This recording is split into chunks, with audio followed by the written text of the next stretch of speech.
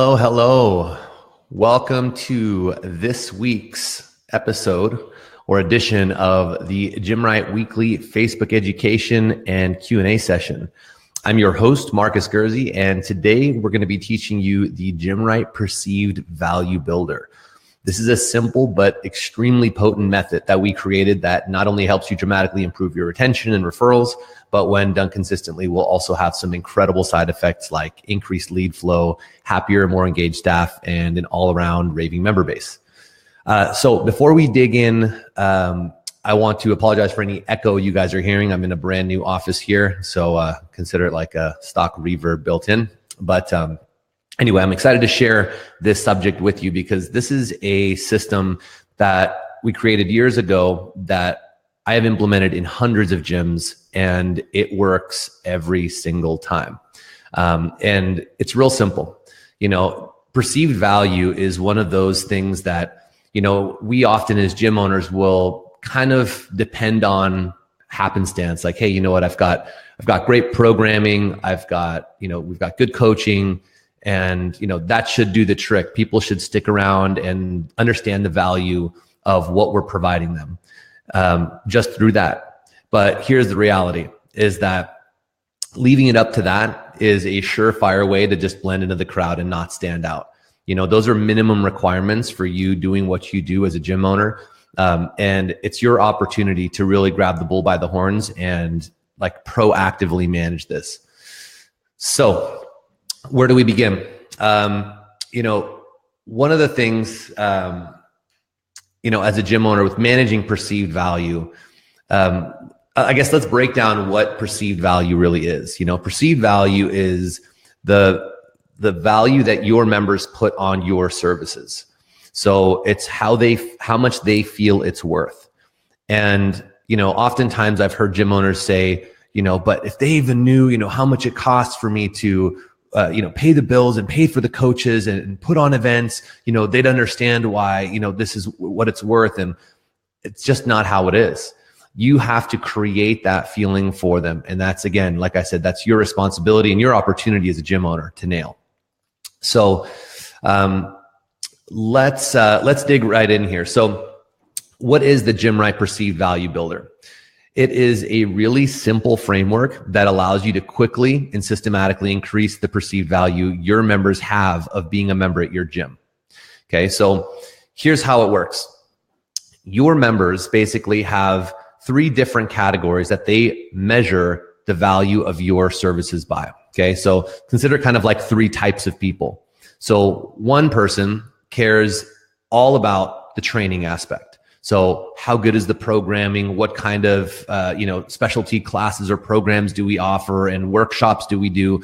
That's where they're measuring the value. These are more your, lifelong athletes or people who've been training and they're there for the training aspect.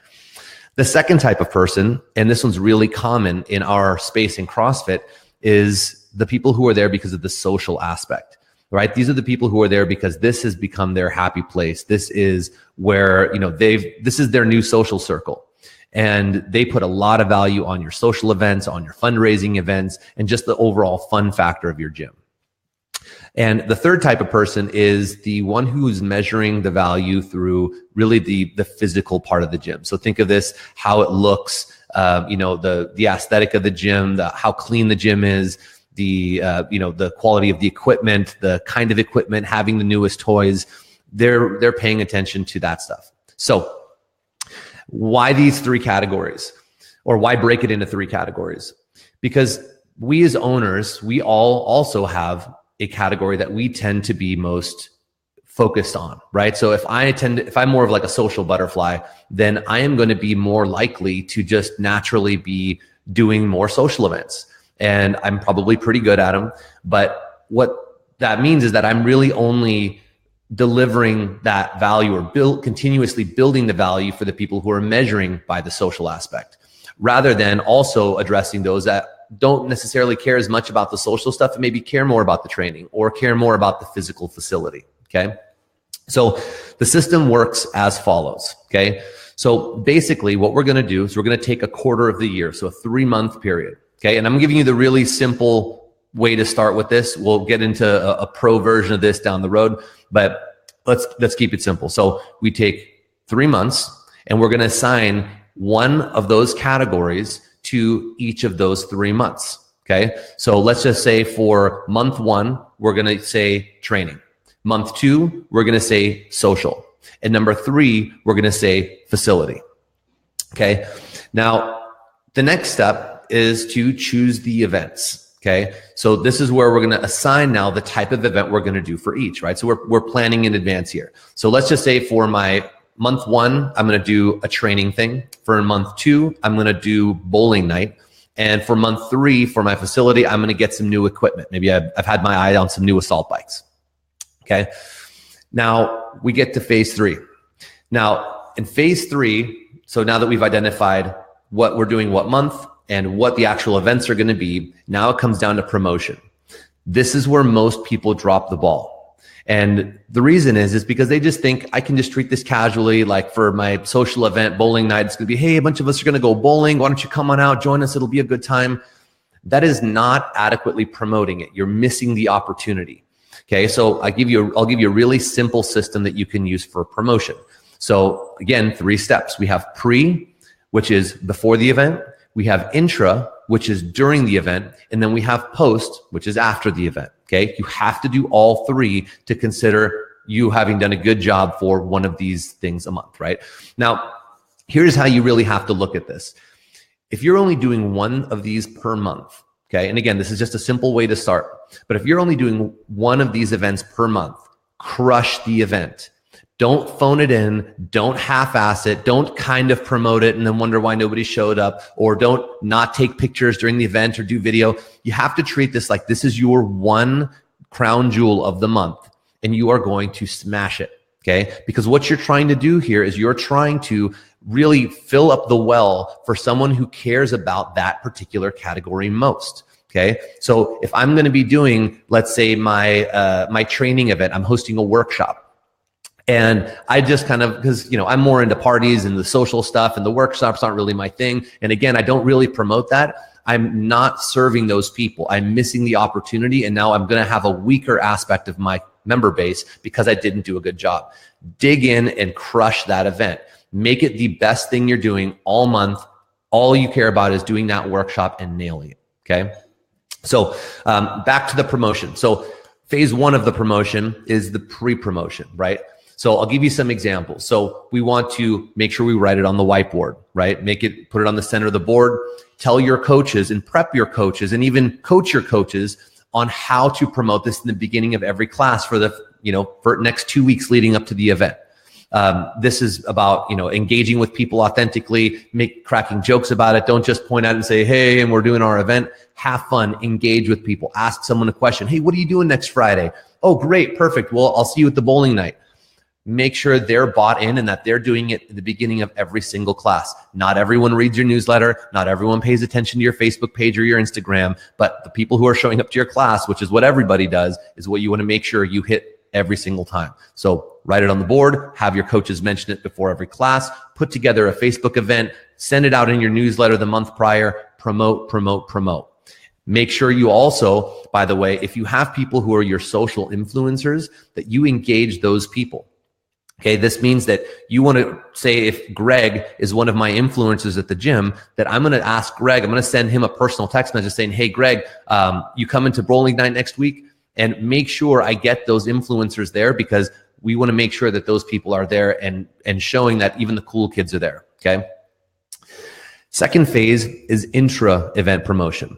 And this is where you want to have someone who is going to be documenting the event. Okay. So this is about doing Instagram stories, maybe even a Facebook Live while you're at the event, but also assigning someone the duty of taking pictures and video of the event as it's happening. Okay. Now that seems like a no-brainer, but the trick here is to have a game plan going into it. So if you're saying, hey, look, I want to have that big group shot after we do that first round of bowling when everyone's having a ton of fun. It's probably when the most people are going to be there. Get a group picture, gather everyone. That's what I want to do. Also, I want to get action shots of as many people during that really fun or silly part of the event or a highlight of the event. Get pictures of that. Make sure you get as many of those as possible. Be sure to get the coaches too. So you have a game plan going into it of what you're trying to document. You don't need a fancy camera. You don't need a bunch of fancy equipment. You can use your iPhone 7 or whatever you've got. Just take a good quality picture. Try to go landscape. Little tips like that will go a really long way for the intra promotion. Finally, the third phase is post promotion. This is, again, another one of the parts where a lot of people tend to underestimate the power of reminding people, but this is actually one of the most important parts to the whole thing, especially for those of you who have tried hosting events in the past and they've kind of fallen flat. Really important that you, because you did such a good job promoting it and documenting it while you're there, that after you're done with the event, especially if you can within 24 hours or so, post the good pictures and videos to your social, tag everybody in every single picture, tell your coaches and your team ahead of time to comment on these things, and make sure you've got that funny bowling night thing where everyone was bowling with their left hand, that you're documenting that and that you're sharing it and tagging it, and people are commenting, because people are going to see the activity, a bunch of fun stuff. Those who didn't go are going to start to get a little bit of FOMO that they missed out on the event. Even if only like 10 people showed up to your event, that's all good. Make it look like you guys had the best time ever. You can also then do a throwback Thursday a week or two later on your social media. You want to put this in next month's newsletter saying, hey, thanks everybody for coming. It was a huge hit. Can't wait for the next one. Really post promote it. Show that you guys had a great time. Okay. So next, now that we have our strategy on how to promote, let's go through a couple of examples on how we want to do this. So first month, we said we're going to be doing a training event. A really easy one is to do a Facebook Live, or a workshop. Workshop is going to be, let's just say, a double under workshop. Now, the reason why I might pick a double under workshop is because we want to choose something that is going to appeal to the majority. Pick something sexy. Don't just pick something where it's like, hey, we're going to do, a barbell basic clinic. Choose something that people are going to want to go to. And the trick here is to really treat it like something you would charge a good amount of money for. Treat this like you would charge $250 a person to come to this workshop. That's how organized it's going to be. That's how on top of the content you're going to be. You're going to have another coach there. All this is going to take is 3-4 hours on a Saturday. And for you to really properly promote it, brand it, make the event awesome, have it really laid out where people are engaging. Again, have someone there taking pictures, taking videos, posting it to stories. And you can use these workshops in a variety of ways, but basically knock it out of the park, put on a great event. And when you're done, now you can use this to either potentially sell personal training packages or to promote another event that's coming. But at very least, don't make it about trying to sell. The point is that you want to make this something where you say, hey, as a member here at CrossFit Active Performance, you guys are going to get, it's $75 or $100 for non-members, but for you as a member, it's free. Get them to come, really promote it, throw a great event, document it. Second event, social event. Like I said, I'm going to use bowling night. Now, when you put on a social event, it's really, really important. And actually, this applies to all of these three categories, whether it's training, social, or even the facility piece. Make sure that you are always hosting the event. Think of it like you're hosting the party. You don't just kind of phone it in. If you want to host a great party, you're going to make sure the place looks great. There's an agenda for what you're going to do. You've got, the food is nicely organized. That was done with intent. Everything was planned and prepped. And there's a beginning, a middle, and an end. Okay. So when you do your social event, make sure that when people show up, they're showing up to something where you have an agenda. Hey guys, all right, everybody bring it in. All right, at 7 o'clock, we're going to do our first deal. By the way, don't make people pay for their own lanes. Provide the lanes, provide the first round of beers. Say, hey, everybody, thanks for coming. By the way, friends and family, we're welcome, of course. Everybody, thank you so much for coming. Now, here's what we're going to do. I want everyone to partner up with someone they don't know. Now everyone partners up with someone they don't know. Already it's a thing. Great. Get to know each other. All right, bring it back in. Here's what we're going to do. For this first round of bowling, I'm going to partner you guys up. And each one of you bowlers is going to alternate. And in this first game, each of you has to bowl with your non-dominant hand at least one time. Now you've created a thing, right? And whoever has the best score at the end or whoever has the silliest thing or whatever is going to win this really good prize pack. So now you have created an event. You've made it a thing. You are, again, leading the tribe here on this. you are hosting this event, and then there's even a prize, so it feels like it's really a thing. Okay. At the end of it, you could say, hey guys, great job. That was super fun. Make sure you buy someone you don't know a round of beers and have a great time. And now it wasn't just, hey, a bunch of us went bowling. It was pretty fun. It was really an event. You have pictures being taken. It's a thing, right? So really be the host of these events. Now, for my 3rd month example, the facility, this does not mean you have to always go and buy fancy new equipment. It can be as simple as, hey, we're going to rearrange the members area, or we're going to detail the gym and maybe put a new coat of paint on the walls, or we're going to hang some new art on the walls, whatever it is. This example, I'll use the assault bikes. So I've had my eye on some new assault bikes, and the way you want to pre-promote, or a way you could pre-promote it would be, for example, to take a picture of your Rogue receipt and showing like, hey, 5 new blank, maybe black it out or block it out, are on their way, surprise coming soon, new equipment. Post it to your social. Then it's, oh, they're here, big boxes, black out the logo or whatever it is. Hey, surprise workout tomorrow with our new equipment.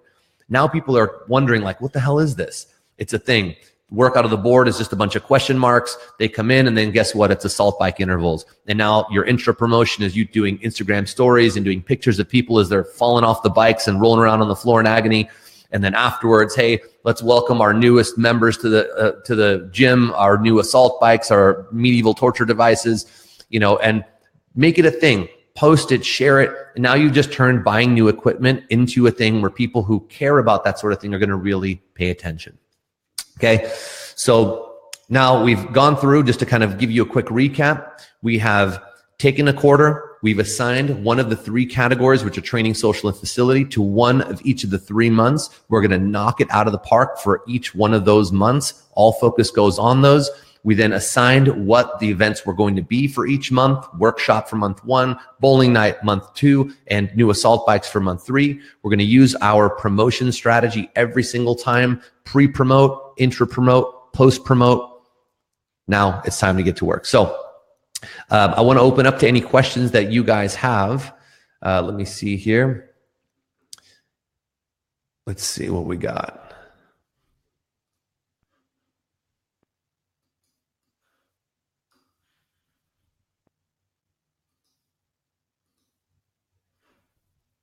Anybody have any questions on how we can use this? Hopefully I'm doing this thing right. Let me try something here.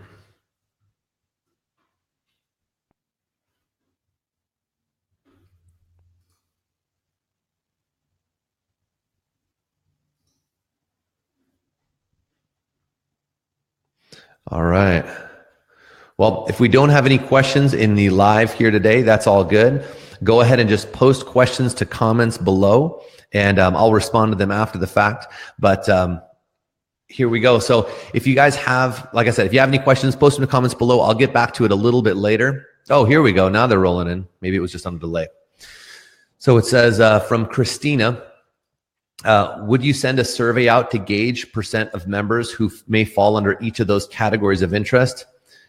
No, Christina. I would just start. You by nature are already you're going to have all 3 people. And if you, for example, are the social type, then you likely have more social people in your gym than not. We tend to attract people like us. People are attracted to like-minded people. And if you tend to be a social butterfly, then you're going to have lots of those people, but you're going to still have the other 2 categories as well. All right, let's see here. From Brittany, could you review the pre-promotion one more time? I missed that. Sure. Pre-promotion is, there's a couple basic ones. So for example, write it on the whiteboard, front and center, where your coaches are going to mention at the beginning of every single class. Okay. Now, some coaches may balk at that, but it's super important that in the beginning of every class, when you say, all right, guys, hey, welcome to the 4:30 class. Before we get into the agenda for the class today, I wanted to remind you guys about our bowling night we've got going on next week. Hey, by the way, Steve, what are you doing on Friday at 6? And actually engaging with people. Second, sending out, putting it into your newsletter the month prior. Then you want to do a Facebook event, make sure you're promoting it. And then you also want to personally reach out to key influencers within your community to make sure that they're going and encouraging them to go. Bring friends, bring family. Those are a few good places to start. All right. So question from Meg, what are some of the best examples of social events you've seen? Fundraisers tend to go a really long way. Barbecues, bowling night, going and doing, you can do pizza night. You can just go to the bar, watch a game, anything like that. Let your creative juices flow. All right, let's see what else we have here. From Kyle, when starting a box, how do you know how much money to put into the gym as far as aesthetics? Good question. For me, you're talking to someone who cares a lot about aesthetics and how pretty the gym looks. So I went pretty ham when I did mine, but I don't think it takes a lot to make it look really good. I think just a clean, how can you call it? I guess canvas goes a long way. So that means a really nicely done floor with good baseboards all the way around, nice clean coat of paint on the walls, painting the ceiling if you can. And then just being intentional with some branding throughout the gym goes a long way. And you can use vinyl graphics to accomplish quite a bit, like putting a graphic on the doors, putting some vinyl graphics, just basic logos, really clean on all the glass doors, and doing a very nice, clean, intentional front area. I think I probably spent, I don't know, maybe excluding the cost of the floor, maybe a total of like $7,000 or $8,000 on just aesthetics. And that was like getting our gym logo actually put on a sign behind the front desk, like not a vinyl banner, but actually having like the lettering done to make sure it looks really tight. Next question from Robert Hull. It says, hey, Marcus, on the facility aspect, you said obviously people can't just buy equipment every quarter. For those of us that definitely applies to, what are some good examples? I'm definitely a big training aspect person, so doing workshops are a no-brainer, but I see facility being a huge obstacle. Really good question. So for the facility stuff, if you don't have the cash to invest in let me hide this thing here. If you don't have the cash to be buying equipment, which I totally understand, doing something as simple as like a gym cleanup day. Like we're going to be, just putting we're going to take all the equipment out. We're going to detail all the equipment, clean it all up, and rearrange the members area. That's a simple one. Or we're just going to put a fresh coat of paint on the walls throughout the gym and hang up some new art. These are things that could cost you, a couple $100 for you between paint, a couple posters and frames, and some pizzas and beer to, get everybody over the hump. It doesn't have to be a big deal. It could be, we're going to be, laying out new markers for our running path for our 400, 800, and so on. Little things like that go a really long way in just making people feel like they're a part of the process. Kyle says, example, paint, wall art, bathrooms. Exactly. So Kyle has some good suggestions here. Next question from Christina says, what are your thoughts on outsourcing someone to lead the clinics under the programming focus? For example, if we feel someone out of state or a pro would be best lead a clinic, is that impactful, or are we still in attendance engaged? Absolutely. So for example, for me, the training aspect wasn't necessarily what my thing was about. I was far more social and facility driven than I was necessarily training driven. So what I would do is I would either use one of my coaches on staff who was a specialist. We had an L1 trainer. He was amazing at teaching fundamentals. So we would do, double under workshops with him, pull up clinics. But like, for example, I hired Chad Vaughn to come out and do an Oli clinic at our gym. And it was amazing. So yes, absolutely outsourcing. If you feel like that, you can do it together, right? So now, if you had, like, another one that I did is I hired Brian McKenzie to come and do an endurance workshop, like a running workshop at our gym. And by you kind of co-leading with them, right? So you're hosting the event. They're not hosting, you're still hosting. You just have a special guest here, a thought leader that you're bringing in so that to make sure that they have access to the best. That goes a really long way. And by the way, positions you as an authority in training, even though you may not necessarily be compared to a Brian McKenzie or a Chad Vaughn per se. Next question from Abby Hillenberger. A few members at our gym are talking about girls' night. I will be attending as a friend and member, but as an owner, is there a way to organically engage your tips without being the owner's wife? Good question. I mean, to be honest with you, I don't think it matters if you're owner's wife or not. You're hosting an event. Organically engaging, participating in these events. Fact is, Abby, is you are the owner's wife. You are a part of the community. And I don't think there's anything wrong with that. I think just embracing that and having a good time. If a few members are doing girls' night, then go participate. Or you can host it if you want to. Christina, let me see here. It says, Kyle Marcus, I found that being mindful of needs of members with little things like full-length mirrors in the bathroom, some basic toiletries like hairspray, hair dryers, etc., go a long way, especially when people are showering and heading to work after the WOD, right? So this is, again, that would be a really good example of kind of like a mini one that you can do throughout. So if, let's say, you did your facility big, you bought some assault bikes, or you did the big, repaint day or something like that at your gym, and you're, let's say a month and a half into between your next one, doing something small like that, like, hey, check it out. We've got some new additions to the bathrooms, and taking a minute to do a quick little video and talking about how awesome it is. I saw there's some pretty creative things people have done, like branding some of the like wipes or things like that you have in the bathroom, and just little things like that can go a really long way. Let me see here. All right.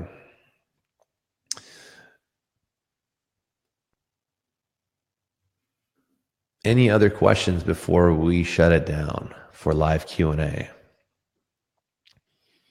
Alex, I see your questions here saying, any thoughts on membership pre-sales? That'll be a topic for another day, my friend. But the short answer is absolutely do them.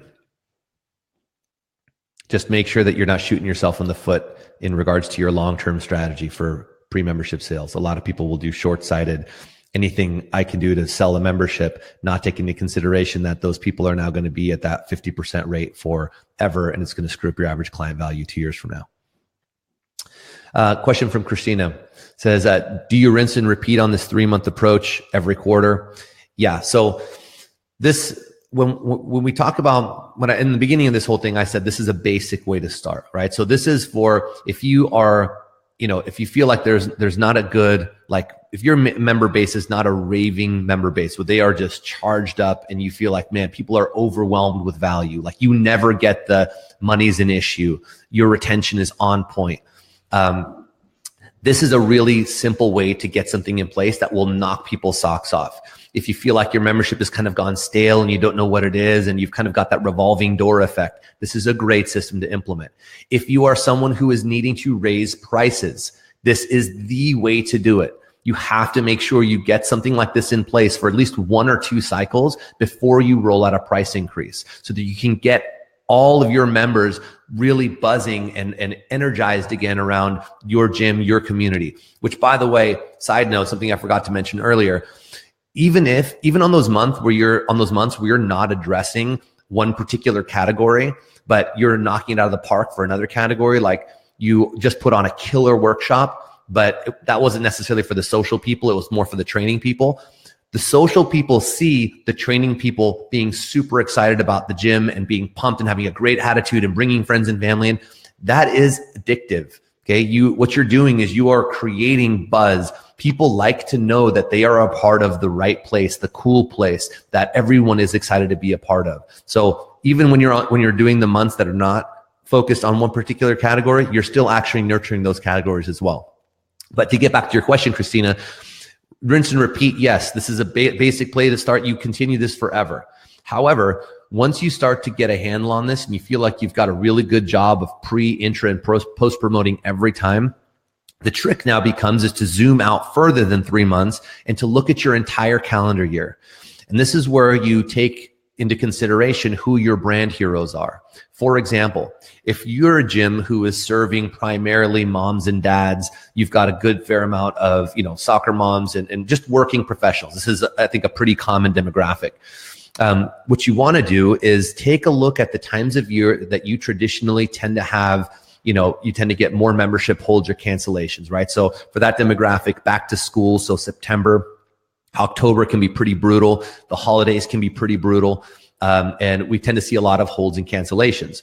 So what I would then do is I would then double down on those months leading up to that time. So not do 2 events in September, but instead do 2 events. So basically kind of layer. So maybe you're doing a social and a training in 1 month in July and August, so that you're making sure you're overwhelming those people with value and with they're just buzzing about the gym.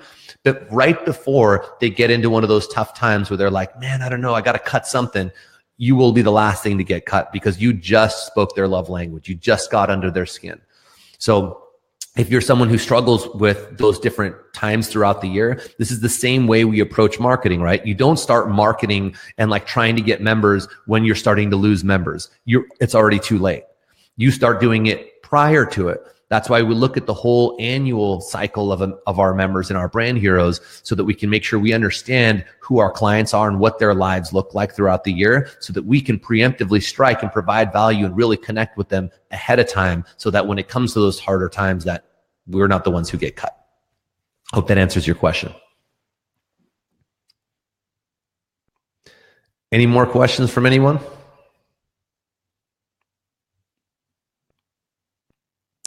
Cool. Yeah. The 5 love languages, by the way, is a fantastic book. Read that. It applies to business so much more than you think. So yeah, Christina, definitely. Awesome, guys. Well, then I'm going to go ahead and end the broadcast here for today. I hope you guys got some value from this. Like I said, this is a system we have implemented in hundreds of gyms. I hope you take this and implement it in yours. If you are working with a Gymwright coach, make sure that you work with them. They'll have tons of ideas and actually helping you create your game plan for the next 3, 6, 12 months, so that you know exactly what you're going to do and how to promote it. I hope you guys had a good time. I'll see you next week. Thanks for joining.